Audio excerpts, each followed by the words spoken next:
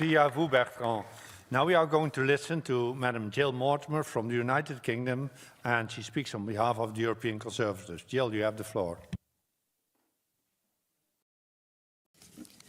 I'm deeply saddened to hear that hundreds of people have died in and around Nagorno-Karabakh in recent months, and that the situation there is degrading further.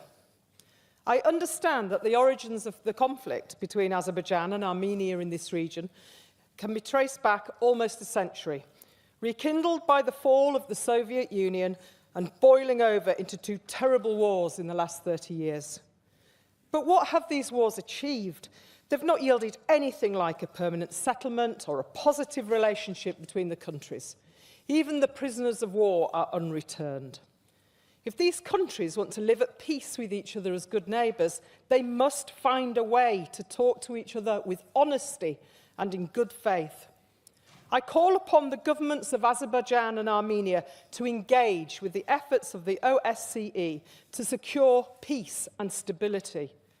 What we have now is a slow march into a humanitarian disaster that we must avert.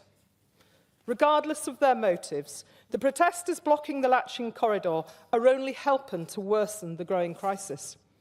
I urge all parties to the trilateral statement of the 9th of November 2020 to reaffirm that the Republic of Azerbaijan shall guarantee safe movement of people, vehicles and cargo in both directions along the Lachin corridor.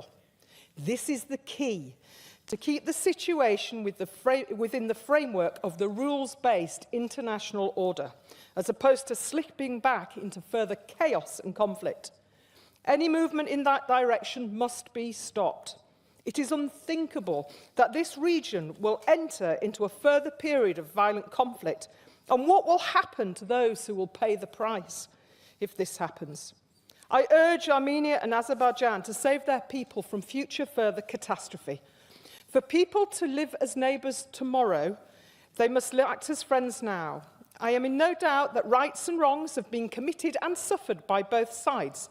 But the only way to protect the innocents who will suffer the terrible and inevitable harms of conflict is by reconciliation and a willingness to move forward, drawing a line and creating a positive narrative. The first step is the reopening of the Lachin corridor. However, let me be clear. Reconciliation is a two-way street, and the corridor must be used for good intention only, the legitimate movement of people, goods and humanitarian aid, and not used as a cover for the movement of contraband, military or arms. Nothing can be gained from more agitation. Further violence begets further hatred, deeper resentment and a bleaker future for both countries. Let the opening of the Lachin corridor be a new beginning, a new chapter in sincere and honest negotiations to suture these wounds. Let us seize the opportunity to build a future where Armenians and Azeris can live peacefully as neighbours. Thank you very much, Jill. Now we are going to listen to Mr. George Katrougalos from Greece, and he speaks on behalf of the Unified European Left. George? Thank you very much, Mr. Chairman. When we were discussing the situation in Kosovo, I mentioned the old saying that the Balkans have been the powder keg of Europe.